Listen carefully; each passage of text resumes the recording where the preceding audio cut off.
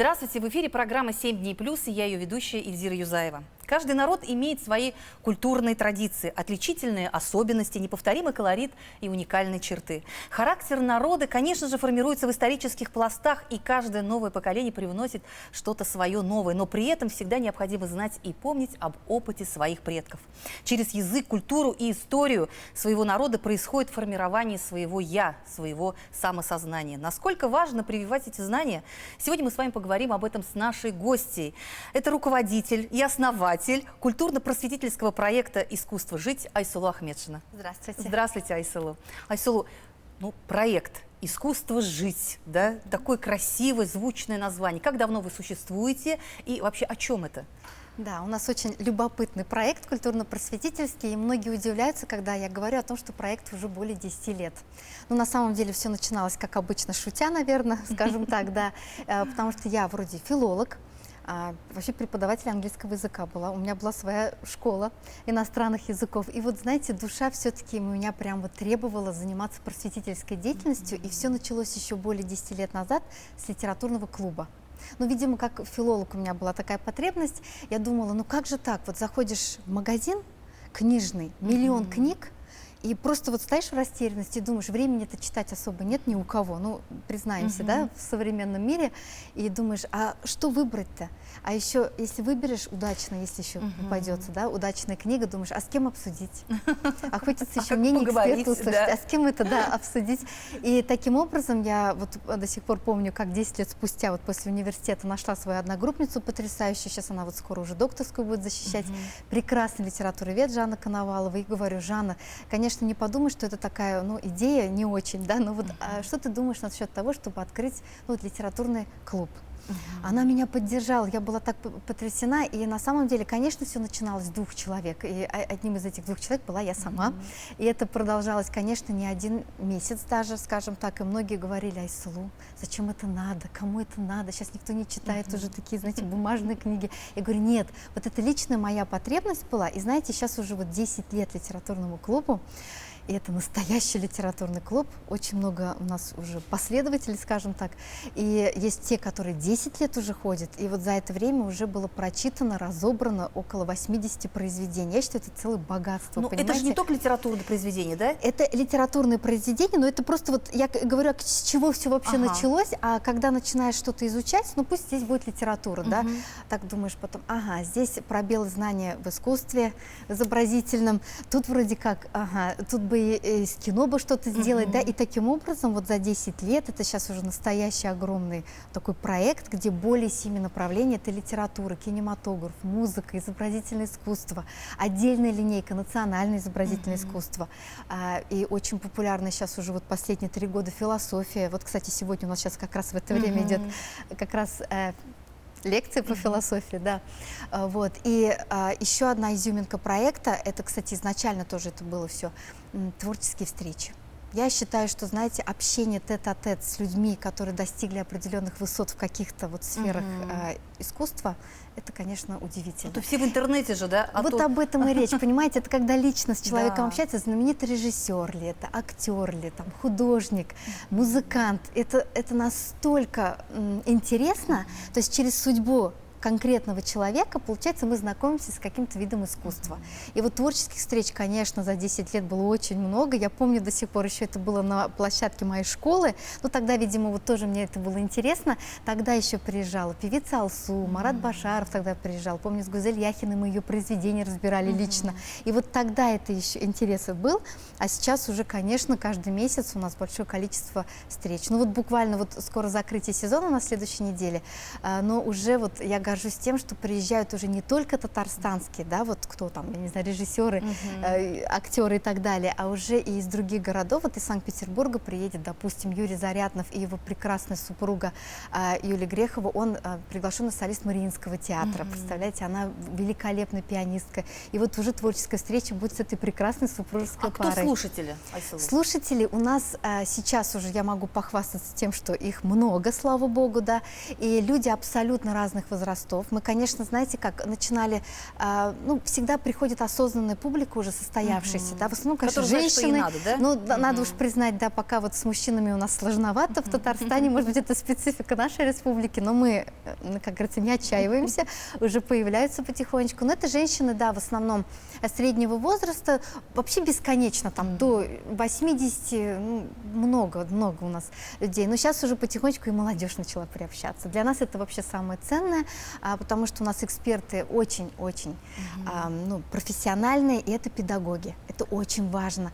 Поэтому вот эксперт любой лекции, он может донести информацию до любой публики, понимаете, там, любого возраста. И для меня это, конечно, самый важный момент. Я сама педагог, поэтому всегда думаю, педагогическое образование здесь, конечно, ну, нужно. Айслу, скажите, а может быть этот проект как-то включать и в школьные программы? Ведь у нас как Ну раз... вот сейчас, знаете, идет процесс, конечно, работы над пушкинской картой, что нам почему-то сложно дается, я не знаю, в связи с чем такая проблема, да, но нам действительно есть что предложить.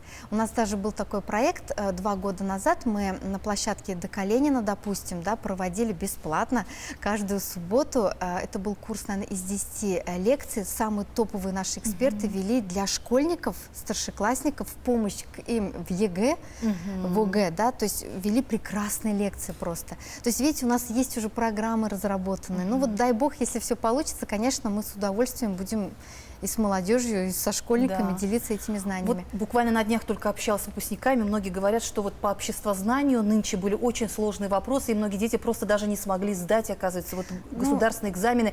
Вот как раз вот вы об этом и говорите же, о том, что есть пробелы в нашем образовании. Есть. Но у нас, конечно, опять же, мы же не по школьной программе идем, да, но у нас для общего развития просто вот дополнительная какая-то интересная информация, а самое главное, интересно. И даже нам, ну я уж не говорю про школьников, да, вот мы же тоже по собственным потребностям это все делали, потому что всех книг не перечитать, всех фильмов не пересмотреть. И здесь, получается, дается самый-самый смак, понимаете? Вот каждая лекция, она авторская. И это целое исследование. И получается, что эксперт, который десятилетиями занимается этим вопросом, да, я вот даже людям говорю, мы вам экономим время, вы понимаете? То есть вам за 2 часа дают самую-самую вот эту выжимку. Таким образом, конечно, можно пробелы, ну, в знаниях-то закрывать. А то, что касается национальной культуры, насколько, что мы знаем, насколько мы все-таки, или насколько мы не знаем? Но знаете как, вот для нас это, конечно, очень важный момент, потому что сохранить вот эти традиции для нас тоже очень важно, поэтому у нас есть, во-первых, вот если взять изобразительное искусство, ну, у каждого направления свой эксперт у нас, да, у нас есть отдельно национальное изобразительное искусство, и там отдельный эксперт, вот Разиля Ильясова, да, и, конечно, я изначально понимала, что это будет сложное направление, люди, наверное, не прибегут, знаете, там в большом количестве, но, опять же, ну, стыдно своих не знать, понимаете, своих художников не знать. То есть, когда говоришь Пикассо, там, Матисс, люди бегут на лекцию. Когда говоришь фэшн, хотя он мировая известность, да, у фэшна, там, фэшн, я не знаю, Родченко, Бакюр, Манчи, к сожалению, у людей как-то, ну, вроде свои, ну, и вроде не знают, кстати, что они свои, даже что жили в Казани, родились, работали. И вот для нас очень важно, чтобы своих героев в лицо знали. Поэтому мы эту линейку прям отдельно ведем, встречи с художниками делаем, потому что своих художников не знают, к сожалению. Вот уже несколько встреч проведено, это и Хамза Шарипов, и Альфред Шеймарданов, и, конечно, наш любимый Рустем Шатович. Ну, они просто великолепны, понимаете, художники, и люди потом благодарят, потому что уже идут в музеи наши, говорят, все, знакомая рука, то есть мы знаем, что это вот тот или иной художник. Для нас это, конечно, очень ценно. Планов еще много по этому направлению. И отдельно еще направление, вот уже год, это наша гордость, это лекция, которую ведет коллекционер, одна из крупнейших коллекционеров вообще в России, Гульшат Нугайбекова. Она является и соавтором проекта «Истелек», они являются реконструкторами национальной одежды. И вот, конечно, спрос на эти лекции огромный. Мы счастливы, что нашим жителям вот Казани, хотя приезжают уже из других городов, им это интересно. Мы начинали, вот, получается, с национальных головных уборов, а у Гульшат прекрасная коллекция. И в чем самый-то смак-то вот этих лекций, она не просто об этом рассказывает, экспозиции Есть, еще, что понимаете? показать, да. То есть можно потрогать, потрогать. нигде так, ну, такой возможности А может, нет мастер-класс здесь. еще не проводит она там же на месте? Ну, мастер-класса нет, пока лекции, потому что очень много людей приходят, и уже много даже вот передач уже сняли, ну, потому что это ценно. И вот мы начинали с национальных головных уборов, ювелирные украшения, это вообще отдельная тема была. Мы столько раз, нам пришлось повторить эту тему. Представляете, увидеть ювелирные украшения, которым более 100 лет. И еще, более того, Гульшат я очень уважаю именно за то, что она не просто коллекционер. Она знает историю каждого предмета, а у нее их сотни, понимаете, сотни. А уж если полотенце взять с вышивкой, да, она является, ну, даже, наверное, не совру, если скажу, крупнейший коллекционер в России, потому что их, опять же, сотни этих полотенец. Орнаменты, кстати, не повторяются. Вообще не понимаю, как это все создавалось в те времена. И вот это все тоже мы можем увидеть, потрогать, и костюмы. И там, ведь в каждом орнаменте там ведь еще символы, там да, символизм, и даже цвета имеют какой-то... Вот, абсолютно с вами согласна, и об этом как раз Гульшат и рассказывает на своих лекциях, и вот поэтому мы счастливы, что люди интересуются этим.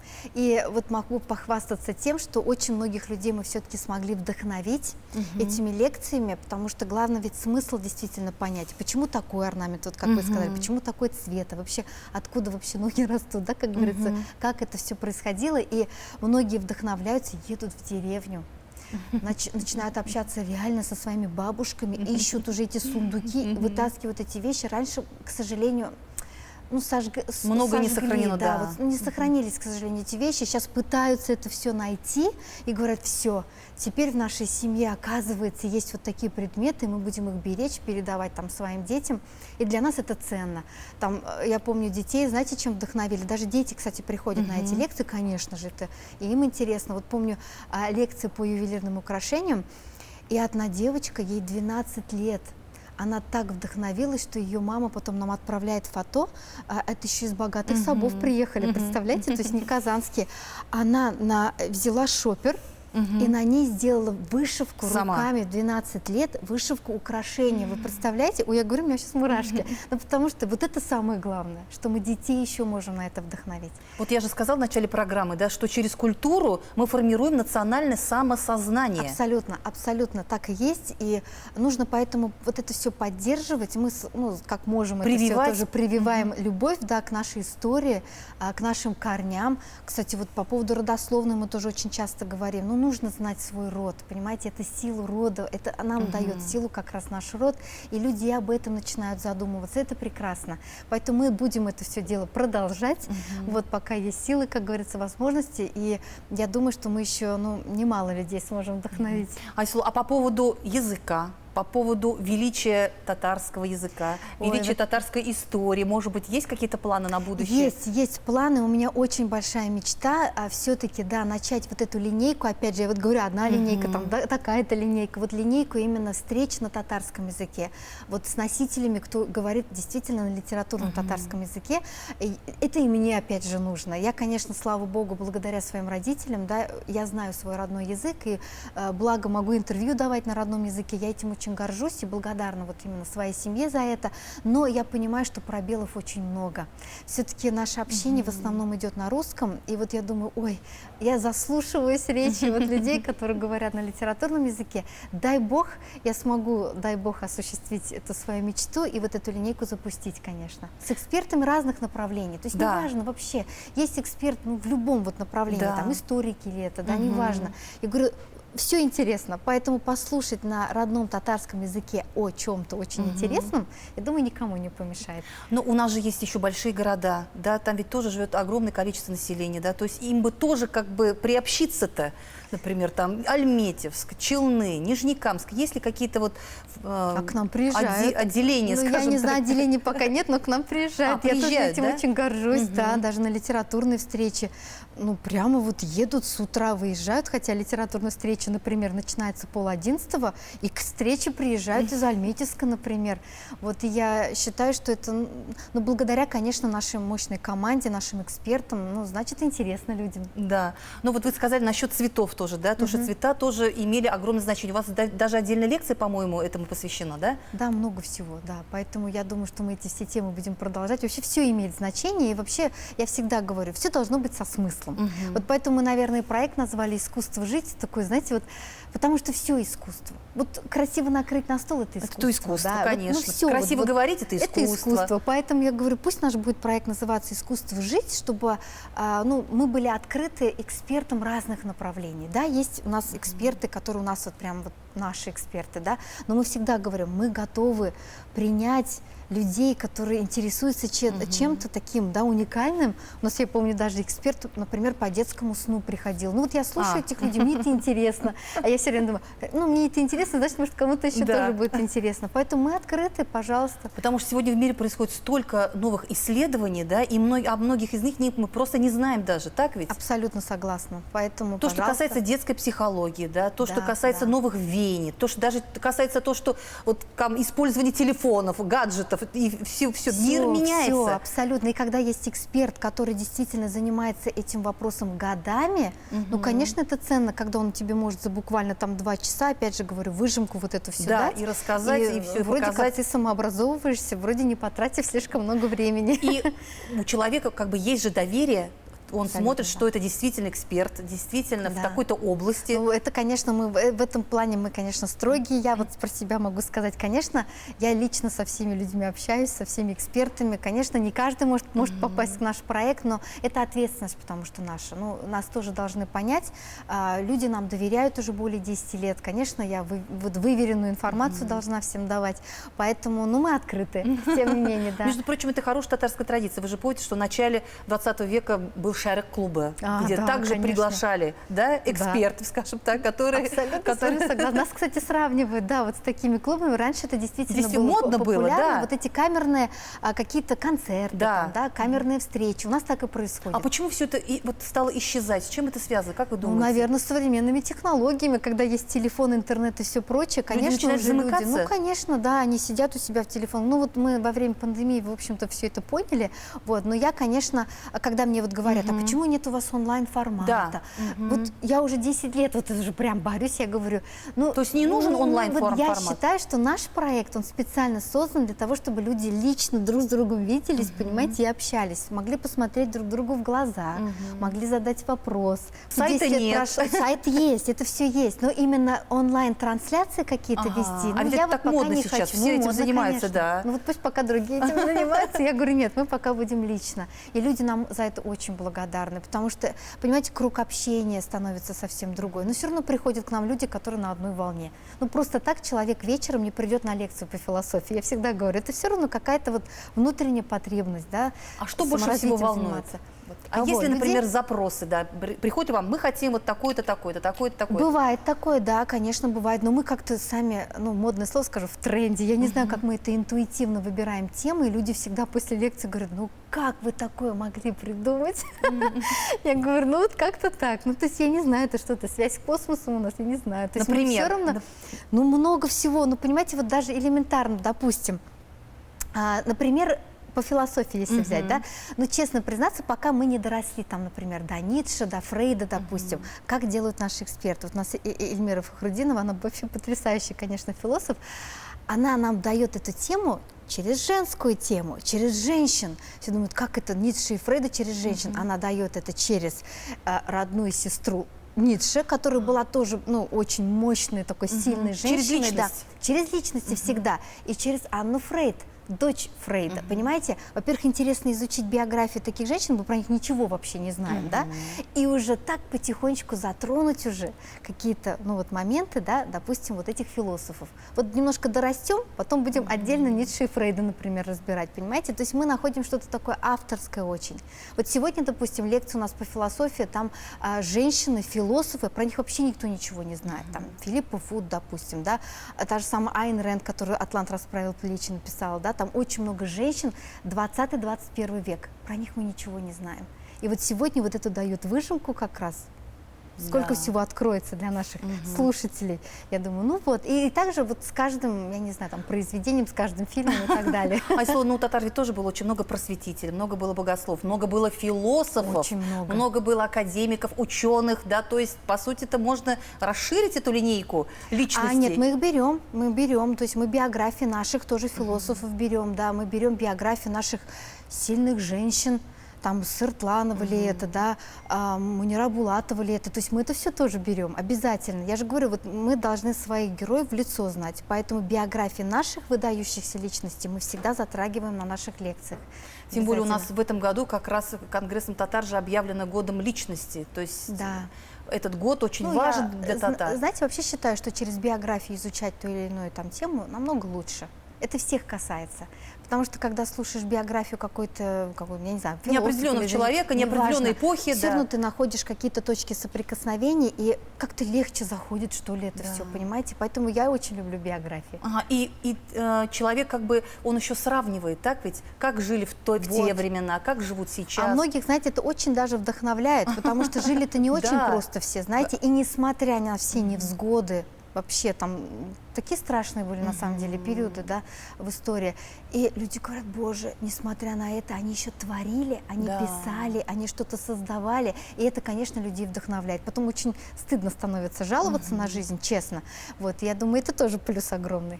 Да, потому что у людей в те годы была какая выдержка, да, какое Абсолютно. самообладание, какое стремление к познаниям, да, какое стремление к науке. Это мы сейчас вот Это вообще и обленились. спектакли ставились, Да. и музыкальные концерты, все ставилось в самые сложные времена. Это никогда не прекращалось. И вот меня эти истории вдохновляют. Поэтому, несмотря на то, что там происходит в мире, я говорю, мы должны свет нести в этот мир, понимаете, просвещение, там, образование, это очень важно, культура. Через женщину вот идет оккультуривание.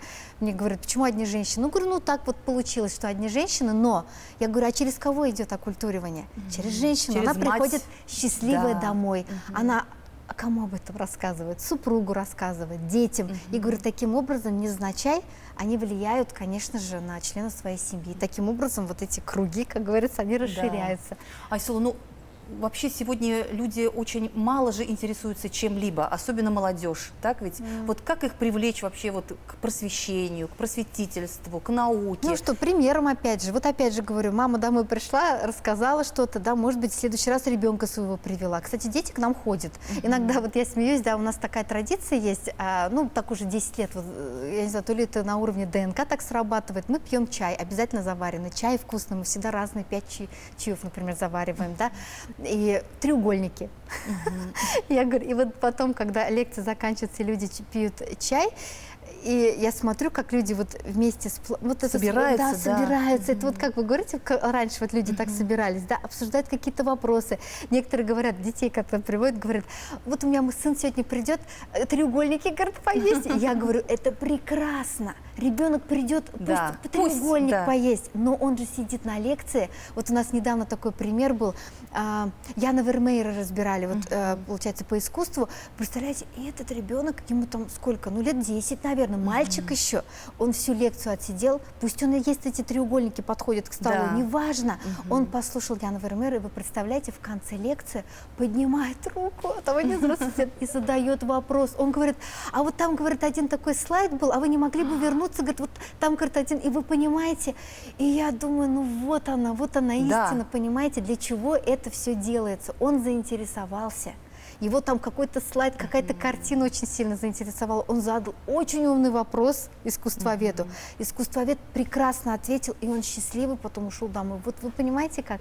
Так что Да. неважно, через что приходит, пусть треугольник поесть. Да. Ну, в голове что-то Потому что каждый останется. человек, он же вообще информацию воспринимает и через зрительские, да, Конечно. и через слуховые рецепторы. Поэтому и, возможно, так люди, и вот молодежь так и будет приходить к профессии, да? Да, конечно, потому что, ну, какой-то выбор перед ребенком есть, ну, перед То молодежью. есть он понимает, да? что Потому что разные... есть не только бухгалтеры и юристы, Да, так? да, то есть они слушают разные, опять же, истории, разные биографии, разные вещи, и вдруг где-то что-то может выстрелить, вот же что интересно, и потом могут уже углубиться в ту или иную тему. И это, по сути, повышает и какую-то статусность наших научных кругов.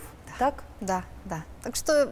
Потому что сегодня многие же Вижу. молодежь, например, не идет в науку. Почему? Ну, потому что это скучно, это А малооплачиваемо. можно да? не скучно этим всем А можно не заниматься. скучно этим заниматься. Но мы да? это и доказываем, наверное, своим проектом, когда наших экспертов видят, они такие, знаете, вот молодые, перспективные, они идут в ногу со временем и говорят, как классно быть экспертом, там, например, искусствоведом. Как же классно, оказывается, быть философом, представляете? А у них уже там по 70 трудов уже, да, уже кандидаты наук, а сами молодые, вы представляете? А сколько лет в среднем? В среднем экспертам нашим, Да. ой, там 30 плюс, начиная от 30 плюс и дальше. Вы представляете, ну это молодые очень. И, казалось бы, уже кандидаты наук там и так далее. Ну, я сама тоже кандидат наук. Я думаю, ну вот мы же видно, что вроде бы мы, как скажем так, ботаники, да, в своем роде, но мы же вроде не какие-то Но там при этом у вас ботаники. очень интересная жизнь. Не так Вот ли, Айсула, именно. у ботаников? Вот, и я также, когда выступаю перед студентами филологического факультета, меня как-то пригласили вдохновить, видимо, там, первокурсников.